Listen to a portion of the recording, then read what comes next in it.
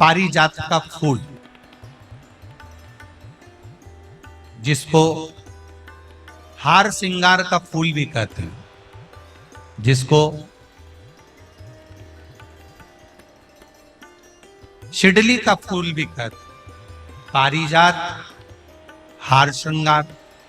मैं निवेदन करूंगा आस्था चैनल से कि पारिजात का जो पुष्प है उसका दर्शन भी आप सभी श्रोता भाई बहनों को टीवी के माध्यम से कराते जाएं। जितने लोग टीवी पर कथा सुन रहे हैं, जितने लोग फेसबुक यूट्यूब पर कथा सुन रहे हैं, वो भी इस पारिजात के फूल का दर्शन अवश्य करें। और एलईडियां लगी हुई हैं, उन पर भी आप आराम से पारिजात के फूल का दर्शन कर सकते। पारिजात का पुष्प, हार श्रृंगार का फूल,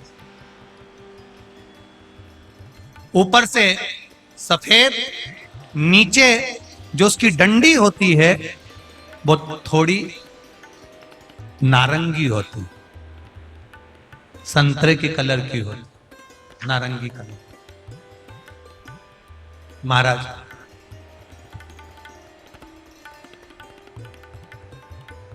रात्रि में खिलने वाला ये फूल, रात्रि में जो फूल खिलता है ये पारिजात का, और हार श्रृंगार का जो ये पुष्प है जिसको हार श्रृंगार भी कहते हैं, पारिजात भी कहते हैं, और कहीं कहीं इसको शिडली का पुष्प भी कहते हैं।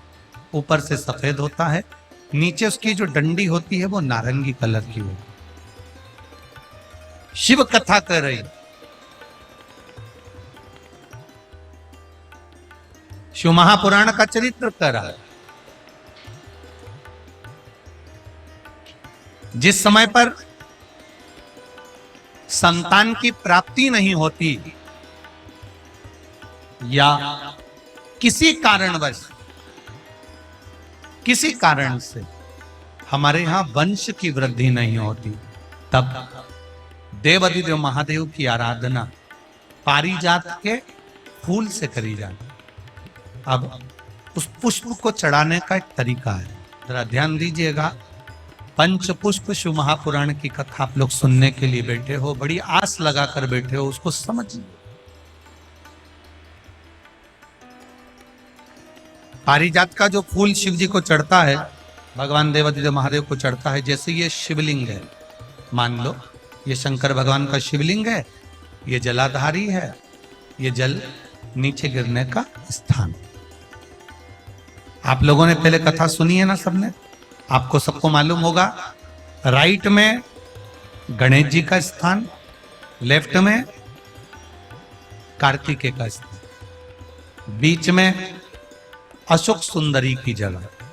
जहां पर यह शिवलिंग रखा है वो माता पार्वती जी का हस्त कमल, शिवलिंग के रूप में, शंकर भगवान के रूप में यह शिवलिंग है। ऊपर से जो एक एक बूंद जलाधारी नीचे गिरती है वो शंकर भगवान की 5 लड़कियां, जया, विषहरा, शामली बारी, दौतली और देव, ये शंकर जी की 5 बेटियां हैं। वंश वृद्धि के लिए, कार्य सिद्धि के लिए, वैभव प्राप्ति के लिए, या अपने हृदय की सुख समृद्धि के लिए, संतान प्राप्ति के लिए पारिजात, हार श्रृंगार के फूल की शिव जी को आराधना होती है। हार श्रृंगार का जो पुष्प होता है, अशोक सुंदरी वाली जगह पर हम पारिजात के पुष्प को समर्पित करते हैं। उसकी डंडी का जो मुख है वो शिवलिंग की ओर होता है जब अपन अशोक सुंदरी पर चढ़ाते हैं, और फूल का मुख इधर होता है। वापिस उसी पारिजात के पुष्प को उठाकर हम माता पार्वती जी के हस्त कमल पर, जो गोल हस्त कमल है, वहां समर्पित करते हैं। उस जगह पर माता पार्वती जी की ओर से जो पुष्प समर्पित किया जाता है, उसकी डंडी पारिजात की हमारी ओर होती है, पुष्प का मुख महादेव की ओर होता है।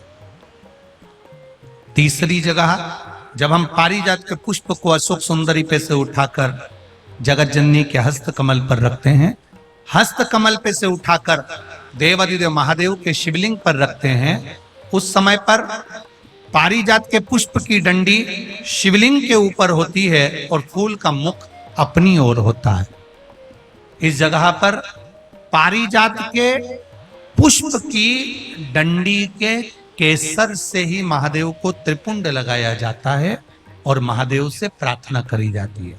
अब पारिजात के फूल का केसर कैसे बनाना है वो भी एक बार आप लोग अच्छे से समझे।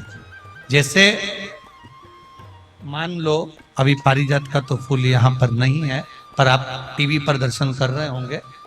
पारिजात पुष्प की जो पीछे की डंडी होती है, फूल सफेद और पीछे जो डंडी होती है नारंगी कलर की, केसरिया कलर की, उसको तोड़ लिया जाता। तोड़कर ऐसी 25-50 फूल की पीछे की डंडी को तोड़कर उसको रख दिया जाता। उसको धूप में नहीं सुखाते, केवल घर में उसको एक कटोरी में या थाली में रख दो, वो धीरे धीरे सूख जाएगा। सूखने के बाद उसको पीसकर उसका चंदन तैयार हो जाएगा, पारिजात फूल की उस डंडी का। और जिस समय वंश के लिए, सिद्धि के लिए, कार्य सिद्धि के लिए या वैभव प्राप्ति के लिए हम पारिजात का पुष्प देवादिदेव महादेव को समर्पित करते हैं, उस समय इसी को पानी में घोलकर देवादिदेव महादेव को जब आप लगाएंगे तो जैसे केसर घुलती है, केसर का जैसे कलर होता है, केसर जैसी सुगंध करती है, वैसे की वैसे ही ये पारिजात की जो डंडी आप लोगों ने सुखाई है, वही डंडी का जो चंदन बनाया है, शिव जी को लेपन करा है, उस समय पर अपने हृदय की बात आपने जो देवादिदेव महादेव को कही है, बस वही सुगंध हमारे जीवन में आना प्रारंभ हो जाती है। वो पारिजात हार श्रृंगार। अब जरा ध्यान दीजिएगा, हार श्रृंगार के पुष्प, पारिजात का जो पुष्प है, सोमवार की अष्टमी पड़ने पर यदि हम देवादिदेव महादेव की पारिजात के फूल से आराधना करते हैं, स्मरण करते हैं, तो उसका फल भी हमें अधिक प्राप्त हो। पारिजात हम तो यहां तक कहेंगे, अगर आपके यहाँ हार श्रृंगार का पेड़ लगा हो, पारिजात का पुष्प यदि आपके यहाँ होता हो, रात को खिलता है, सवेरे मिलता है, ऐसा पारिजात का अगर वृक्ष आपके यहाँ लगा हो तो प्रयास करना। 12 महीने शिवरात्रि आती है, बोलो आती कि नहीं आती? आती है ना 12 महीने। 12 महीने शिवरात्रि आती है। कैलेंडर पर एक गोला बनाकर रख देना कि हमको ये शिवरात्रि आई है, हर महीने की शिवरात्रि तुम्हारे ध्यान में रहेगी। एक पारिजात का पुष्प, हार श्रृंगार का पुष्प, एक अगर देवादिदेव महादेव को आपने चढ़ाना चालू कर दिया, समर्पित करना प्रारंभ कर दिया, तो आपको पीछे पलट कर देखने की जरूरत नहीं पड़ेगी, महादेव हाथ पकड़ ही रहे। पारिजात का पुष्प शिव को समर्पित।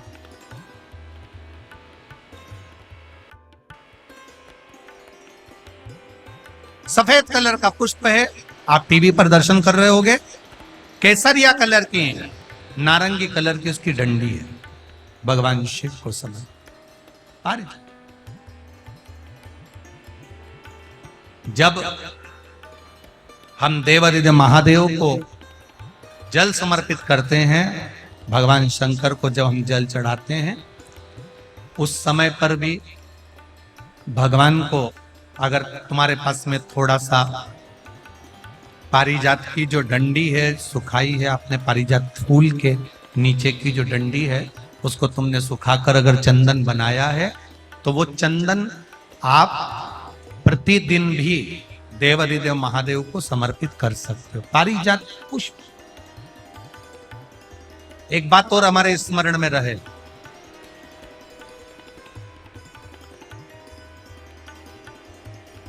भगवान शिव को जो ये 5 तरह के पुष्प समर्पित करे जाते हैं, इन पुष्पों की डंडी जो पीछे लगी होती है, इसको तोड़ा नहीं जाता, शिव जी को चढ़ाते समय। इसका स्मरण आपको।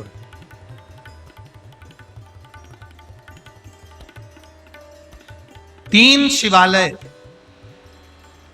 ऐसे हैं जहां पर पारिजात के पुष्प को समर्पित कर देने से, भगवान शंकर को अगर पारिजात का पुष्प समर्पित किया जाता है तो मनवांछित फल की प्राप्ति होती है। पहला, मां नर्मदा से निकला हुआ कंकर नर्मदेश्वर महादेव। अगर कहीं नर्मदा जी के कंकर से शिवलिंग बना हुआ है तो मां नर्मदा के शिवलिंग पर पारिजात का पुष्प समर्पित होता है। दूसरा, जो शिवालय एकांत में हो, एकांतेश्वर महादेव जो एकांत में बैठे हो, भले ओटले पर बैठे हो, अकेले बैठे हो, एकांत में बैठे हो, वो एकांतेश्वर महादेव पर भी पारिजात का पुष्प समर्पित कर देने से, अगर कोई अदालत का कोर्ट केस होता है तो बाबा देवादिदेव महादेव का मात्र पारिजात पुष्प का स्मरण या उसको समर्पित कर देने से भी फल की प्राप्ति होती है। तीसरा, ऐसा शिवालय जो नदी के तट पर हो, सरोवर के तट पर हो, कुंड के तट पर हो, बावड़ी के तट पर हो, कुएं के तट पर हो। आप सब लोग तो ग्रामीण क्षेत्र के निवासी हैं और जितने लोग भी कथा सुन रहे हैं आस्था चैनल पर, फेसबुक, यूट्यूब पर, सबके स्मरण में होगा, पहले हमारे जो पूर्वज होते थे वो कुआं बावड़ी के पास में शंकर जी का शिवलिंग रख देते थे। ध्यान में होगा, जिसको स्मरण में होगा उसको मालूम होगा।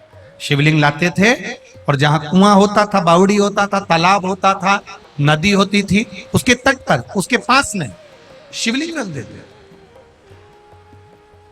कारण क्या है? किसी जलाशय, कुआं, बावड़ी, तालाब, नदी, सरोवर, इसके पास में जो शिवलिंग होता है उस शिवलिंग को बहुत सिद्ध करने की जरूरत नहीं होती। स्वयं गंगा मैया उस कुंड बावड़ी के रूप में रहकर शिवलिंग को सिद्ध कर देती है और वहां स्वयं विराजमान हो जाता महाराज। वहां पर भी यह हार श्रृंगार पारिजात का पुष्प शिव को समर्पित किया जाए। 3 जगह ऐसी है जहां कभी मौका मिल जाए और तुम्हारे पास में पारिजात का फूल हो और कहीं तुम्हें मिल गया, तुमने आज्ञा ले ली, हम ये पुष्प ले लें क्या, और लेकर अगर आपने चढ़ाया है तो उसका फल जरूर मिलेगा। पारिजात हार श्रृंगार का पुष्प, चंदन भी प्रयोग कर सकते हैं। चंदन महाराज शिव पुराण कह रहे हैं,